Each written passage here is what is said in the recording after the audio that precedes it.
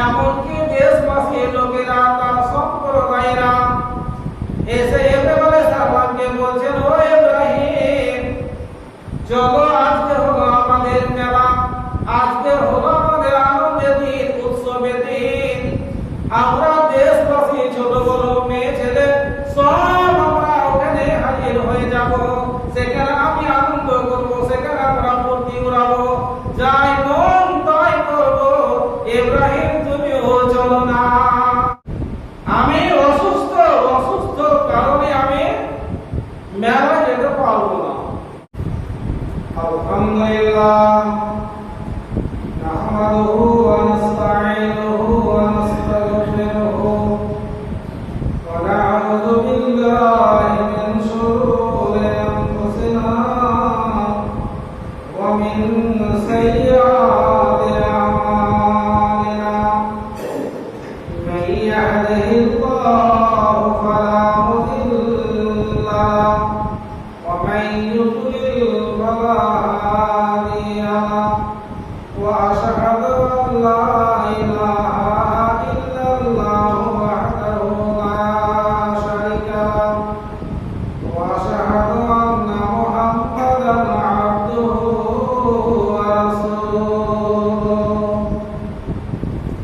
أما بعد فأعوذ بالله من الشيطان الرجيم بسم الله الرحمن الرحيم واتل عليهم نبأ إبراهيم إذ قال لأبيه وقومه ما تعبدون قالوا نعبد أصناما فلا نظل عليه عاكفين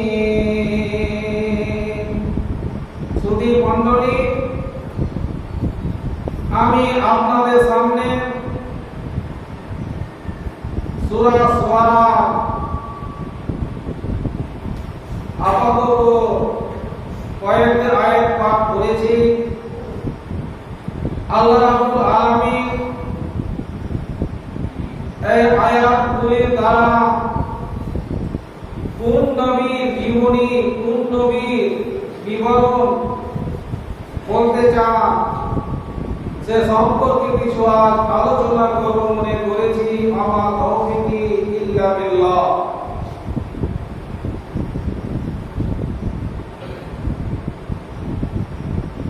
বক্তব্য চলছিল কুরবানি সম্পর্কে। ইব্রাহিম আলাইহিস সালাম তার জন্ম কোথায় হয়েছিল এটা আপনারা জানেন যে গোটা পৃথিবীর ভিতরে 7টা বস্তু, 7টা জিনিস আশ্চর্যজনক আছে। তার মধ্যে একটি আশ্চর্য বস্তু হলো ব্যাবিলনের শূন্য উদ্যান, মানে ঝুলন্ত বাগান, ঝুলন্ত বাগিচা।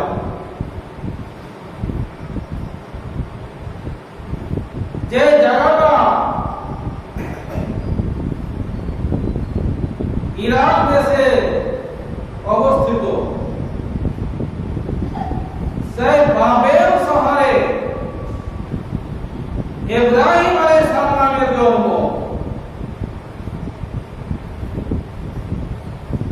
আর সে দেশে বিখ্যাত প্রসিদ্ধ নাম করা এক জালেম বাদশা, এবং জালেম বাদশা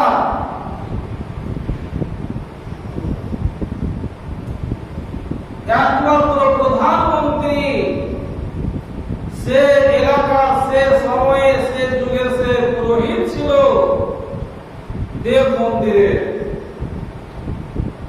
যেমন জালেম বাদশা, তেমনি তার প্রজারও কম বড় জালেম নয়। জালেম বাদশার নাম কি ছিল? নমরুদ। আর তার কওমেরা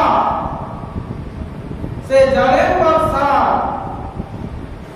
কথা মতো যোগ্য উত্তর আর বস্তু সে তারা কোন জাতি ছিল? তারা ছিল জাতিতে কালদারি। তারা আল্লাহকে ভুলে দেব দেবীর প্রতিমা পূজা করত। আল্লাহ রাব্বুল আলামিন এই মানুষের জন্য কালে কালে যুগে যুগে নবী ও রাসূলগণকে পাঠিয়েছেন সুপথ দেখানোর জন্য। সে যুগে পাঠিয়েছেন আল্লাহ পাককে ইব্রাহিম আলাইহিস সালামকে। ইব্রাহিম আলাইহিস সালাম প্রথমত দাওয়াত দিয়েছিলেন তার স্বীয় পিতা আজরকে। কয়েকটি উপদেশ দেওয়ার পরে আজরের মনে ব্যাঘাত ঘটল। তার নিজের সম্মানের দিক দিয়ে ইব্রাহিম আলাইহিস সালামের কথাকে উপেক্ষা করে দিল। শুধু তাই নয়, আজর বলেছিল ইব্রাহিম আলাইহিস সালামকে যে বেটা ইব্রাহিম, তুমি যদি এই কাজ থেকে বিরত না হও, আমাদের দেব দেবী তুমি বদনাম করছো, তাহলে আমি তোমার মাথাতে পাথর মেরে চূর্ণ বিচূর্ণ করে দেব, তোমাকে বাড়ি থেকে তাড়িয়ে দেব, বহিষ্কার করে দেব। ইব্রাহিম আলাইহিস সালাম বলেছিলেন যে ঠিক আছে, আমি যতদিন বাঁচব আল্লাহ রাব্বুল আলামিনের কাছে আব্বা যান আপনার জন্য আল্লাহর কাছে ক্ষমা প্রার্থনা করব।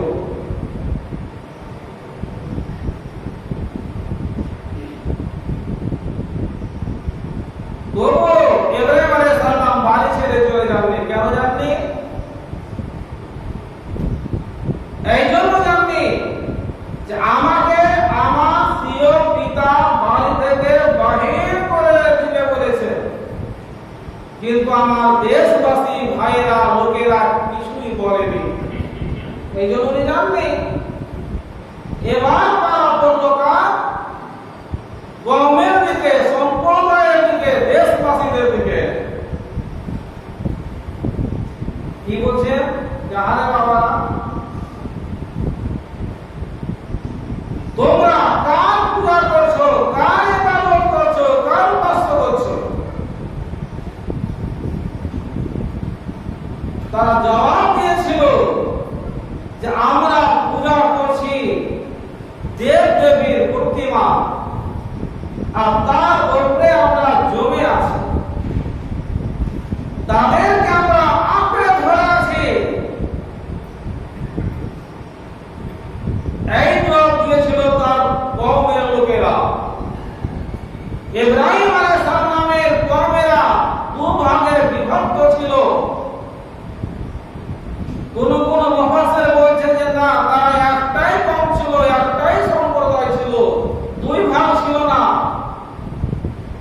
এক ভাগে কি করত? তারা প্রতিমা পূজা করত, আর এক ভাগ তারা করত এই যে আসমানে কোটি কোটি তারকা দেখছে, এই তারকা তারা পূজা করত। কোন কোন মুফাসসির বলেছেন যে না, সে কওমেরা দুই ভাগে ভাগ ছিল না, একটাই কওম ছিল, একটাই সম্প্রদায় ছিল, যে সম্প্রদায়েরা দুটাকে পূজা করত, দেব দেবীরা পূজা করত আর তারাও পূজা করত। ইব্রাহিম আলাইহিস সালাম আল্লাহ রাব্বুল আলামিন এত জ্ঞান দিয়েছিলেন, এত জ্ঞান দিয়েছিলেন, এত যুক্তি দিয়ে তার কওমকে ইব্রাহিম আলাইহিস সালাম বুঝিয়েছিলেন। কেমন যুক্তি দিচ্ছেন? আল্লাহ পাক কুরআন মাজিদে বর্ণনা করেছেন কিভাবে ইব্রাহিম আলাইহিস সালাম তার কওমকে কৌশল করে হিকমতের দ্বারাতে ডাকছেন। আল্লাহ তাআলা ওটাই বলেছেন কি উদু ইলা সাবিলি রাব্বিকা বিল হিকমাতে,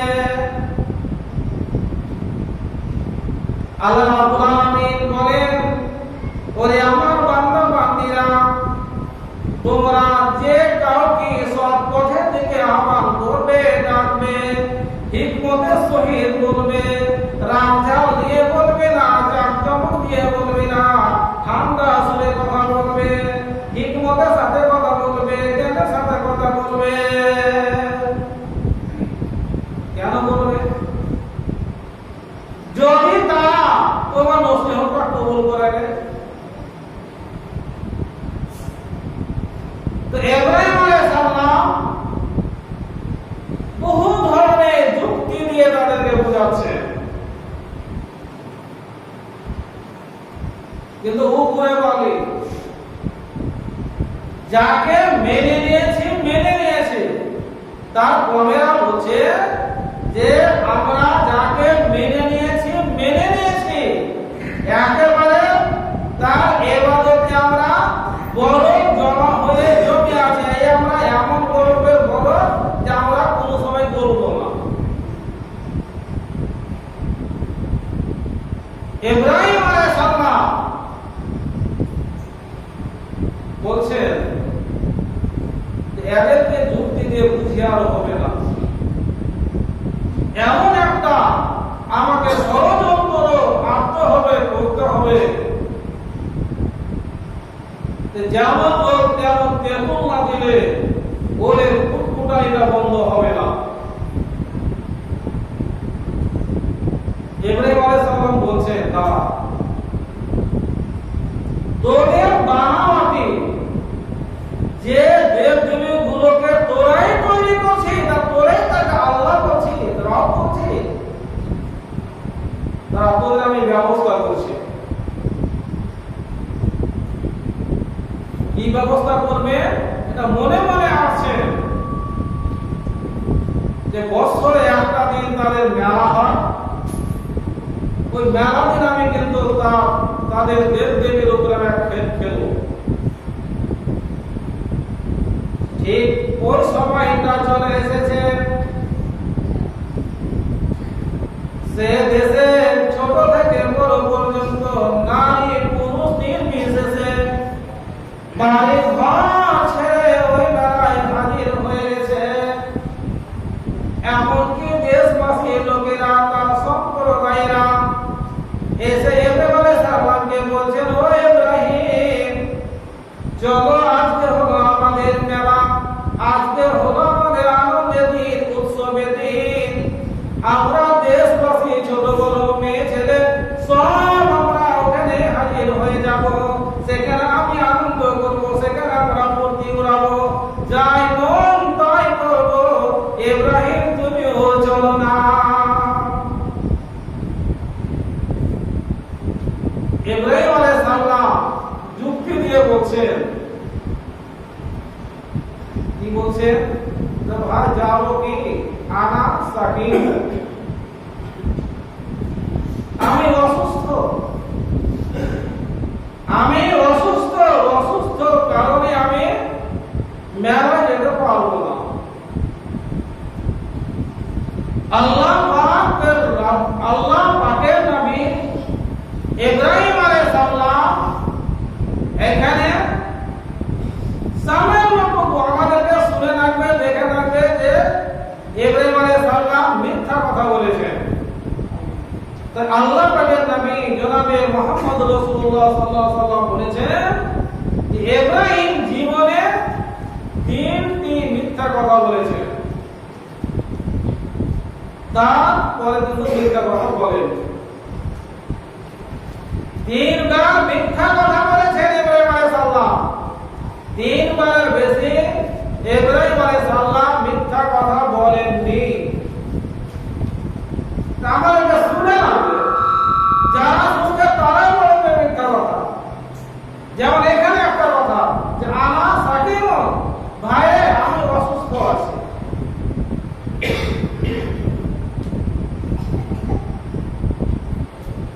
আমি চলতে ফিরতে পারছি, আমাকে যদি কেউ বলে ভাই চলো না মন থেকে ঘুরে আসে, আমার শরীর খারাপ, সব ঠিকই আছে,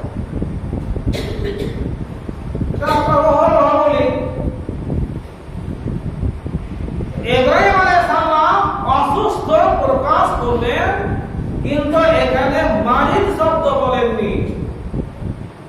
আরবি ভাষা সাকিমুনের মানে হলো অসুস্থ, আর মারিদের মানে পীড়িত, মানে বিচার ধরা জিনিসটাকে মারিদ বলা। এক মারিদ আলাদা, পুরো এক মারিদ আলাদা, তো দুটাই কি ব্যবহারের দিকে আসবে। এই জন্য সাকিব ওখানে বললেন ইব্রাহিম আলাইহিস সালাম অনেক দিন থেকে ইব্রাহিম আলাইহিস সালাম নিজের কওমকে দেশবাসীকে তাবলীগ করছেন, বুঝে না, সদা সর্বদাই টেরা হয়ে থাকছে।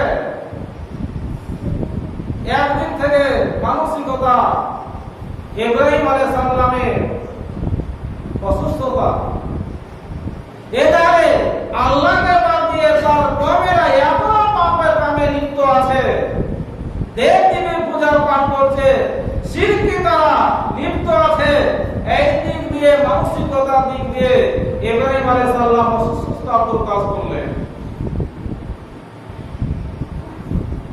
এটা মিথ্যা কথা। এইগুলোকে আরবি ভাষাতে তাওরাত বলা হয়, তাওরাত বলা হয়।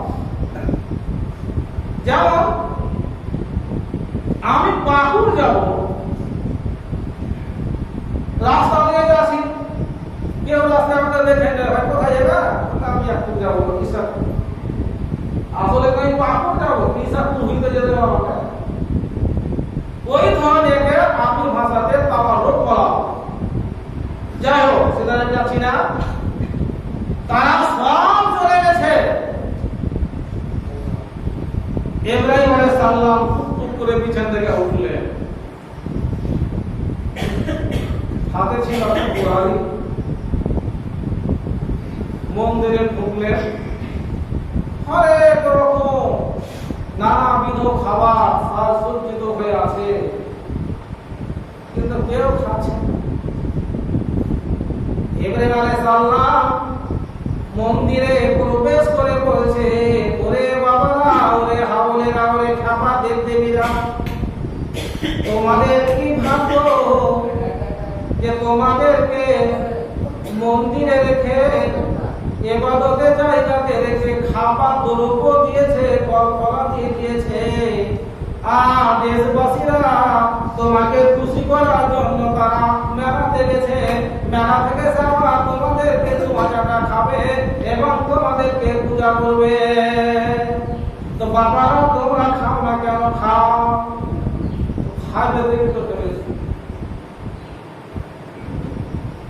এমনি করতে করতে ইব্রাহিম আলাইহিস সালামের ভোল্টেজ বাড়ছে। আগে তো ভোল্টেজ বেশি ছিল, বলে খাবি না মানে এক ঠাকুরকে দিল, এক ঢোলের বাড়ি খাবে। এমনি করতে করতে কার হাড় ভাঙা, কার পা ভাঙা, কার কান কাটা, এইভাবে সবকে চূর্ণ বিচূর্ণ করে দিলেন ইব্রাহিম আলাইহিস সালাম। আর মধ্যখানে, যেমন এই মিম্বার মসজিদের মধ্যখানে আছে, মধ্যখানে এক বড় ঠাকুর ছিল, মানে যতটি তাদের প্রতিমা ছিল, দেব দেবীর মূর্তি ছিল, তাদের ভিতরে সে হলো বড় মূর্তি। ইব্রাহিম আলাইহিস সালাম কত আল্লাহ পাক জ্ঞান দিয়েছিলেন যে যদি কেউ জিজ্ঞাসা করে তো কে ভেঙেছে, তো ওরা বুঝতে পারবে কে ভেঙেছে। এইটা উনি বুঝতে পারলেন যে তারা বুঝতে পারবে না, তো একই জবাব আছে। ইব্রাহিম আলাইহিস সালাম ওই বড় প্রতিমার ঘাড়ে উধারিটা ঝুলিয়ে দিলেন, দিয়ে বাড়ি চলে গেলেন। তাদের নামাজ শেষ হওয়ার পরে সমস্ত দেশবাসী লোকেরা পূজা করার জন্য হু হু করে চলে আসছে আর মন্দিরে প্রবেশ করেছে।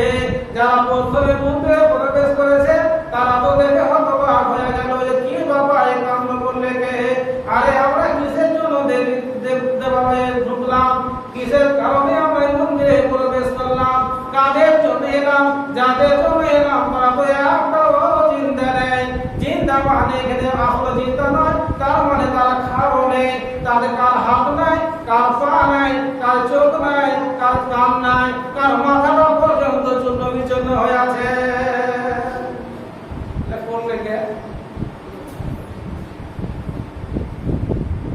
পড়লে কে? চোখ আপনি ধরা পড়বে।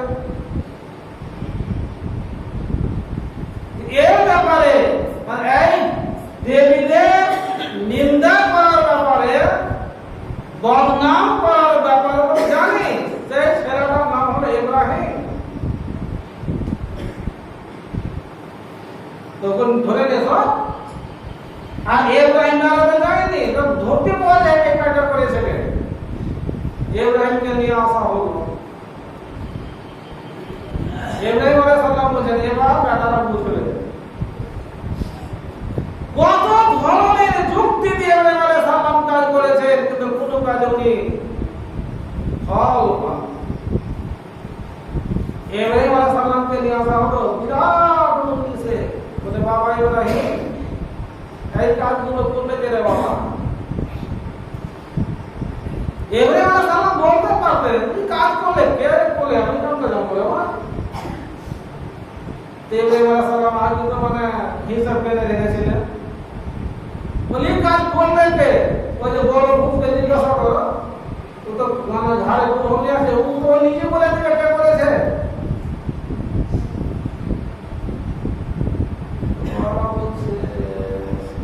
তুমি তো যা পারে তো কথা বলতে পারে না, বলে এবার ব্যাপার এসেছে। বলে হ্যাঁ ভাইরা, তোমরা যদি অতি বুঝছো এরা কথা বলতে পারে না,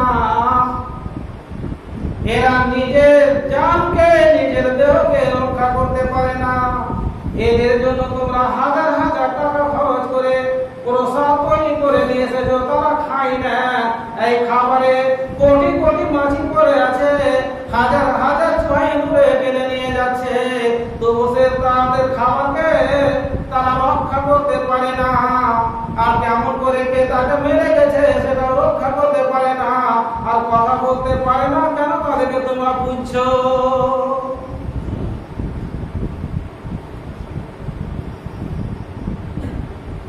তারা জব কি জব তুমি এখানে বলে যে ইব্রাহিম যেগুলো কথা বলছে একটাও ফেলাম নয়, কিন্তু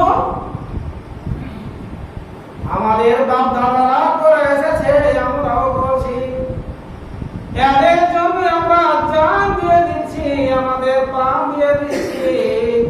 কেমন করে এদের কাছ থেকে আমরা দূরে সরে যাব? ইব্রাহিম আলাইহিস সালামের ওই কথা শুনে তারা একটু ক্ষান্ত হয়ে খানিকক্ষণ পরে তারা বলছে, তারা মানে দেশবাসী লোকেরা বলছে, ও ভাইরা, ইব্রাহিমকে বলা যাবে না, বলা যাবে না, তার কাছে এমন যুক্তি আছে, যুক্তিতে আমাদেরকে হার মানতে হবে। তাহলে আমরা এক কাম করি, কি কাম করি? ইব্রাহিমকে এমন একটা শাস্তি দিব, যে শাস্তি দিলে পারে ওই শাস্তি দেখে অন্য লোকেরা তার কাছে যাবে না, তার কাছে যাবে না। এটা ইতিহাসে প্রমাণ আছে। ইব্রাহিম আলাইহিস সালাম এতদিন ধরে সেখানে তাবলীগ করেছিলেন, ইসলামের নৌকা পৌঁছে দিয়েছিলেন। ইব্রাহিম আলাইহিস সালাম নিজে এবং তার স্ত্রী সারা আলাইহিস সালাম এবং তার পুত্র ভাতিজা কিংবা ভাগনা লূত আলাইহিস সালাম, এই তিনজন ছাড়া সে যুগে কেউ মুসলমান ছিল না। সব অন্ধবিশ্বাস হয়েছিল। ওরা বলছে একটা কাজ করলে হয় না, ভালো কিনা ইব্রাহিমকে বুঝিয়েছে এই করে এটাই কাজ করতে হবে, তা একাই করতে হবে। ওটা বাস থাকবে না, বাসই বাড়বে। ইব্রাহিমকে শেষ করে দাও, মহাজন মিটে যাবে। ইতিহাসে কথা লেখা আছে, ভাই জানে না, ইব্রাহিম আলাইহিস সালামের যেমন সেকেন্ড সূরাত, তেমনি আমাদের শেষ নবী মুহাম্মদ রাসূলুল্লাহ সাল্লাল্লাহু আলাইহি সাল্লামের সূরাত ছিল। এমন কি ইব্রাহিম আলাইহিস সালাম নিজের দেশ থেকে হিজরত করে অন্য দেশে গেছিলেন, মানে কেনান গেছিলেন। আমার নবীকেও নিজের জন্মভূমি মক্কা ছেড়ে মদিনা যেতে হয়েছিল। হিজরতের দিক দিয়েও ইব্রাহিম আলাইহিস সালামের সাথে আমাদের নবীর সাথে মিল আছে। ইব্রাহিম আলাইহিস সালামকে সম্পর্কে তারা এটা যুক্তি করেছিল তাদের দেশবাসীকে নিয়ে, ইব্রাহিমকে শেষ করে দিতে হবে, তাহলে তার প্রচার হবে না, আমাদের দেবদেবীকে কেউ ছেড়ে পারবে না। এই মক্কার কাফেররাও এমন যুক্তি এনেছিল, শেষ পর্যন্ত আমার নবীকে বাড়ি থেকে মদিনা চলে যেতে হয়েছিল। সব দিক দিয়ে মেলা। ইব্রাহিম আলাইহিস সালাম সম্পর্কে ঐতিহাসিকরা বলেছেন, ইব্রাহিম আলাইহিস সালাম হলেন নবীদের পিতা, আর আমাদের নবী হলেন নবীদের নেতা। নবীদের পিতা কহা মানে যতগুলো পৃথিবীতে বেধর্মীরা বাদ দিয়ে জাতি বাস করছে, ইহুদ বলেন, মুসলমান বলেন, খ্রিস্টান বলেন, আর অন্য অন্য জাতিরা যারা বসবাস করে, সবাই দাবি করে আমাদের আদি পিতা হলেন ইব্রাহিম আলাইহিস সালাম। এই জন্য বলেন যে ইব্রাহিম আলাইহিস সালাম থেকে নিয়ে আমাদের শেষ নবী পর্যন্ত যতগুলো নবীর আবির্ভাব হয়েছে, হাজার হাজার নবীর আবির্ভাব ঘটেছে, সমস্ত নবী হলেন ইব্রাহিম আলাইহিস সালামের বংশধর। তাই নবীদের পিতা হলেন আদম থেকে নিয়ে ইব্রাহিম পর্যন্ত 11 কিংবা 12টা নবী বাদ দিয়ে নবীজি আমার বলেছেন যে আল্লাহ পাক এই আদম সন্তান সন্ততিকে হেদায়েত করার জন্য 1,24,000 নবী বা রাসূল দুনিয়ায় পাঠিয়েছেন। তার মধ্যে 11 কিংবা 12টা নবী বাদ দিয়ে সমস্ত নবী আদি পিতা হলেন ইব্রাহিম আলাইহিস সালাম। তাই তাকে উপাধি দেওয়া হয়েছে কি যে উনি হলেন নবীদের পিতা, আর আমাদের শেষ নবী মুহাম্মদ রাসূলুল্লাহ সাল্লাল্লাহু আলাইহি সাল্লাম হলেন নবীদের নেতা সরদার। সুবহানাল্লাহ। এবার ওই যে জালেম বাদশা নমরুদ, যে লোকটা পৃথিবীতে 1টি বছর নয়, 2টি বছর নয়, 10টি বছর নয়, 20টি বছর নয়, 100 বছর নয়, 200 বছর নয়, 300 বছর নয়, 400 বছর পর্যন্ত রাত চালাচ্ছে, তার মেজাজটা হবে কেমন করে বলুন তো? তার মেজাজ যেমন টেরা ছিল, টেরার উপরে বড় টেরা হয়ে যাবে, তার মেজাজ সোজা হবে না। একদিন নমরুদ বলছে, গানের তো কথা ভেসা আছে ইব্রাহিম সম্পর্কে, আমি একবার পরীক্ষা করে দেখে নিই। কিন্তু তাদের আইন পাস হয়ে গেছে, মানে দেশবাসীর আইন পাস হয়ে গেছে কি যে ইব্রাহিমকে আগুনে পুড়িয়ে মেরে দিতে হবে। দেখো নমরুদ বাদশা বলছে যে হারে বাবা ইব্রাহিম, তোর বাপের নাম আজর, আর আজর হলো আমার ডান হাত, মানে প্রধানমন্ত্রী।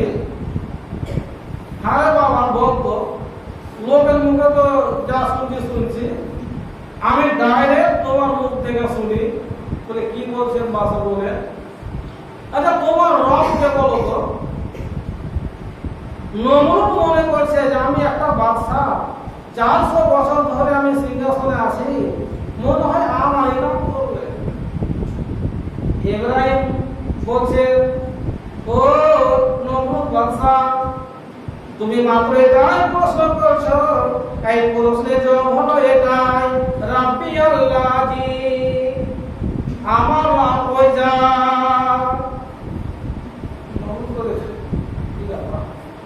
আমার নাম বলে না, তার মানে বলে হ্যাঁ শুধু আমার রব নয় নমরুদ, তোমার রব হলেন আল্লাহ। ওইটা মানুষটা আবার প্রশ্ন করছে নবী সাহেবকে, কি করে প্রশ্ন করছে, আচ্ছা ইব্রাহিম তুমি যে বললে আমার রব হলো আল্লাহ, তাহলে তুমি বলো তো ইব্রাহিম, তোমার আল্লাহর কি শক্তি আছে? ইব্রাহিম আলাইহিস সালাম বলছেন, আমার রবের শক্তি এটাই শক্তি, অন্যান্য শক্তি তো আছে, একটাই শক্তি। হে বাদশা, আপনার সামনে আমি পেশ করছি, আমার আল্লাহ রাব্বুল আলামিন মারে এবং জীবিত করে।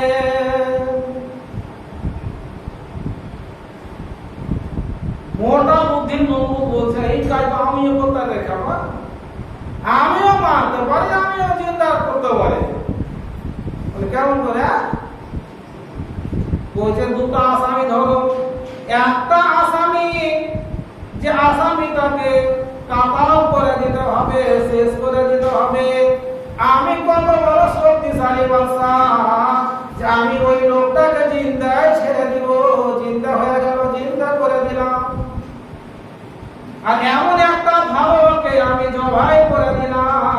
তার মানে আমিও মারতে পারি, আমিও চিন্তা করতে পারি। তাহলে তোমার আল্লাহ আমার সাথে কি পার্থক্য হলো বলো ইব্রাহিম? ইব্রাহিম আলাইহিস সালাম বলছেন, ওরে মোটা বুদ্ধি এলো, দুনিয়াতে অনেক মোটা বুদ্ধি আছে, কিন্তু তোমার মতো মোটা বুদ্ধি পৃথিবীতে নাই। ওর এমন ওর যে তোমার এমন আবার কুটকুটানি আছে যে যেখানে 1 কেজি ওলে একটা আম দিলে হয়ে যায়, এই তোমার ওলে কিন্তু 1 কুইন্টাল আম দিয়ে তোমাকে শেষ করে দিব। ইব্রাহিম আলাইহিস সালাম কি বলছে? চাচা বলুন তো বাবা মশাই, আমার আল্লাহ সেই যে রব্বুল আলামিন পূর্ব দিকে সূর্য উঠিয়ে উদয় করে পশ্চিম দিকে নিয়ে চলে যান। আপনি কত বড় রাম হয়েছেন, কত বড় আমার হয়েছেন, ওই সূর্যটাকে আপনি পশ্চিম দিকে উঠিয়ে পূর্ব দিকে নিয়ে যান। আল্লাহ রাব্বুল আলামিন বলছেন, ওই ইব্রাহিমের ওই যুক্তি শুনে নমরুদের মগজ ঘুরে গেল। কি বলতে পারবো? হে কাল্লাজি কাফার। ইব্রাহিমের কথা শুনে, ইব্রাহিমের প্রশ্ন শুনে হর চোখে গলে মোটা বুদ্ধা নমরুদ পাবে কোথায়? যদি অতই জ্ঞান ছিল তাহলে একটা কথা বলে হয়ে যেত। বলে কি কথা? শুধু এটা বলতো যে ইব্রাহিম পূর্ব দিকে শুনে তো আমি উঠাই আর পশ্চিম দিকে আমি নিয়ে যাই। ওটার মধ্যে হয়নি শয়তানের। যখন এখানে হেরে গেল তর্ক বিতর্কে নমরুদ, আরে হারল তার কওমের দেশবাসী লোকেরা, আর এখানে হারছে স্বয়ং তাদের সম্রাট বাদশাহ। এত বড় বড় হেরে যাওয়ার পরে, পরাজয় হওয়ার পরেও তারা পরাজয়কে পরাজয় মনে করেনি।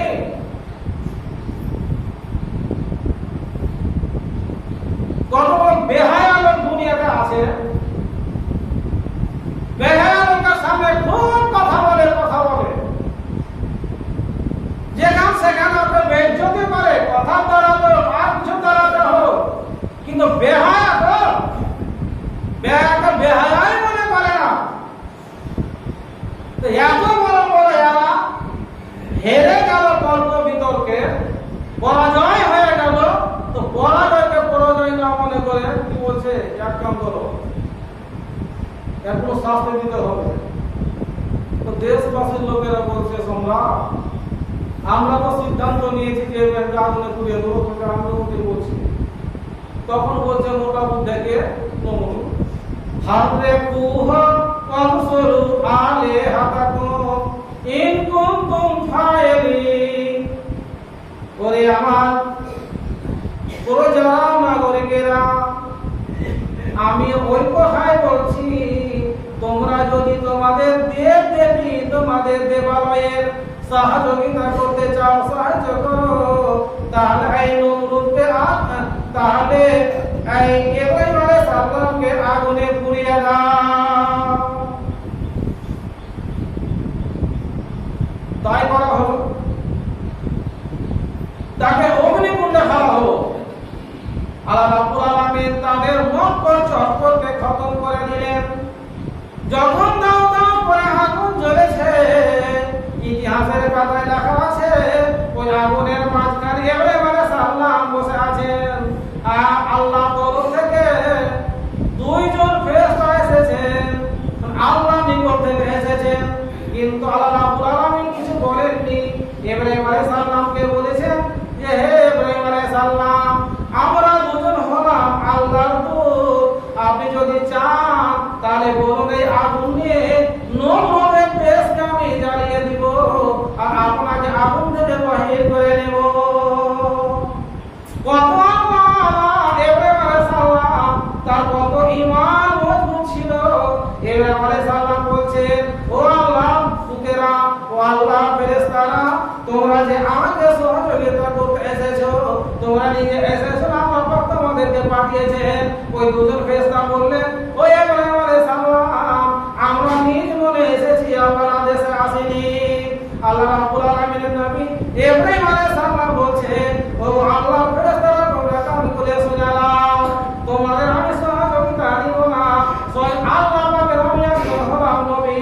আল্লাহ পাক আমাকে আসাদিন থেকে দাওয়াত করে দিয়েছেন, আমি কোন অবস্থাতে আছি যে আল্লাহর আমি গুণ গাবো, সে আল্লাহ রাব্বুল আলামিন আমাকে এই পরিচালিত লোক আগুন থেকে আমাকে বাঁচাবে। আল্লাহ শুনছে, আর আগুন থেকে শুনছে কার কথা? ইব্রাহিম আলাইহিস সালামের কথা। আল্লাহ বলছে দুনিয়াতে যত কিছু আছে আল্লাহ সবই তো সৃষ্টি। তো নমরুদ কি দিয়ে শাস্তি দিচ্ছিল নবী সাহেবকে? আগুন দিয়ে। আগুনটা কার সৃষ্টি? আল্লাহ রাব্বুল আলামিন আরশে আজিম থেকে বলছেন, ইয়া নারকুনি বারদাম ওয়া সালামান আলা ইব্রাহিম। হে নমরুদের আগুন, তুমি কান খুলে শুনে নাও, আমি তোমার রব, আমি তোমার খালিক বলছি, আমি আরশে আজিমের মালিক আল্লাহ বলছি, রে আগুন তুমি ইব্রাহিমের উপরে ঠান্ডা হয়ে যাও এবং শান্তিদায়ক হয়ে যাও। আল্লাহ রাব্বুল আলামিন দুটো কথা বললেন, বারদাম না ঠান্ডা হয়ে যাও, হে সালামান বললেন, তার মানে যে ঠান্ডা হয়ে যাও। ঠান্ডার একটা সীমা আছে, যদি বেশি ঠান্ডা হয়ে যায় তাহলে ইব্রাহিম আলাইহিস সালাম ঠান্ডায় মারা যাবেন। এমন ঠান্ডা হওয়াবো যেন শান্তি তিনি পান। ইব্রাহিম আলাইহিস সালাম আগুন থেকে বাইর হয়ে গেলেন। আর একটা ইতিহাসে আছেন, ইব্রাহিম আলাইহিস সালাম যখন তর্ক বিতর্কতে উনি জিতে নিলেন, জয় হয়ে গেলেন, ওই মোটা বুদ্ধা নমরুদ বাদশা বলেছিল, তোমার আল্লাহর কত শক্তি আছে, তোমার আল্লাহর কত সৈন্য সিপাহী আছে, কত বিএসএফ পুলিশ আছে আমি দেখবো। যাও ইব্রাহিম, তোমার আল্লাহকে বলো কখন আমার সাথে যুদ্ধ ঘোষণা করবে। ইব্রাহিম আলাইহিস সালাম বলেছিলেন, আল্লাহ রাব্বুল আলামিন দিন নেবেন না, তুমি কখন চাও বলো। দিন ধার্য হয়ে গেল। আল্লাহ রাব্বুল আলামিনের নবী আল্লাহকে বলছে, আল্লাহ রাব্বুল আলামিন এই পাপাতা শয়তান তোমার সাথে যুদ্ধ ঘোষণা করেছে। আল্লাহ রাব্বুল আলামিন তুমি এমন সিপাহী, এমন সৈন্য দল পাঠাও যাতে সে হতবাক হয়ে যায়, আর যত লোক তার সৈন্য যাবে যেন বাড়ি ফিরে না আসে। ইব্রাহিম আলাইহিস সালামের ওই কথা শুনে আল্লাহ রাব্বুল আলামিন এমন একটা আশ্চর্যজনক সিপাহী পাঠালেন, সিপাহীর দল পাঠালেন যে পশ্চিম দিক থেকে কালো চুপচুপে অন্ধকার হয়ে চলে আসছে। নমরুদ বলছে, কই গো ইব্রাহিম, পর্যন্ত আসছে আমার রবে, আমার আল্লাহ সৈন্যরা আসছে, বল। তাদের জয় ধ্বনি, ওই সিপাহীদের জয় ধ্বনি ভূ ভূ ভূ ভূ ভূ ভূ করছে। সেটা আমরা আমাদের দেশে আছে, যেটাকে আমরা মশা বলি। আল্লাহ রাব্বুল আলামিন কোটি কোটি মশা পাঠালেন নমরুদের সাথে যুদ্ধ করতে। এমন সৈন্য পাঠালেন, বম কিছু হবে না, বেস্তর কিছু হবে না, তলবারও কিছু হবে না, লাঠিও কিছু হবে না। যদি সে মুসলমান থাকে তাহলে এইভাবে মারতে হবে, অন্য কিছু দিয়ে মরবে না। কয়টা মশা মরবে? এই মশা আলাদা, আর ওই মশা হলো আল্লাহ আযাব। কেউ বাঁচেনি, এমনকি নমরুদের নাকে একটা মশা ঢুকেছিল। ইতিহাসে লেখা আছে যে ওই মশা ঢুকে তার মগজ কটকট করে কামড়াচ্ছিল, আর তার প্রহরীরা তাকে শেষ কথা বলছি, তার প্রহরীরা তার মাথাতে জুতা মেরে মেরে তার মাথার খুলিকে ফাটিয়ে সে মশা খুব করে উড়ে চলে গেল, আর সে জাহান্নাম চলে গেল। এইভাবে গল্প বিতর্কতা বাবা জয়ী করেছিলেন ইব্রাহিম আলাইহিস সালামকে। এই একটা কম হলো, আর একটা কম তারা কি অন্ধবিশ্বাসী, ওই এক ধরনের মানে দেখালো যে তারা তারাকে পুজিত। এখনো মাসে সূর্য পূজা করে, চাঁদের পূজা করে। এখনো বড় বড় দোকানদার আছে সূর্যের পূজা না দিলে তাদের মানে সেই খারাপ।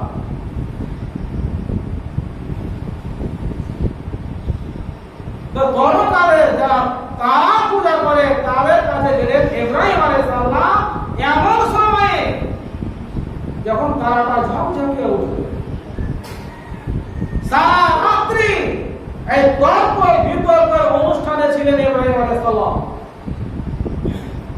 তখন মোটামুটি 70 বছরের নবী উনি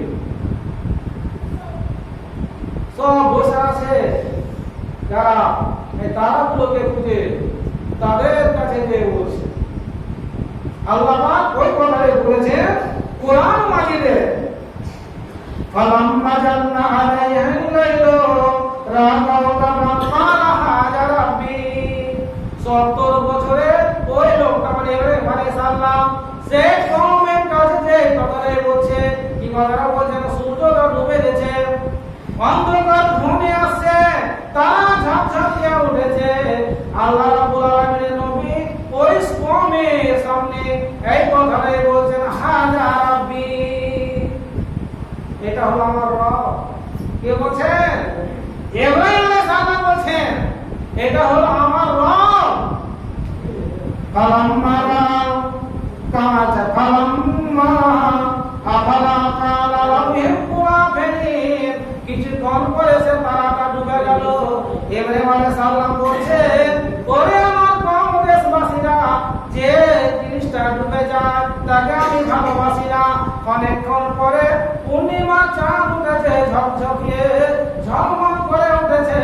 তখন ইব্রাহিম আলাইহিস সালাম বলছেন এটি হলো আমার রব। সেও ভোর হতে না হতে ডুবে গেল।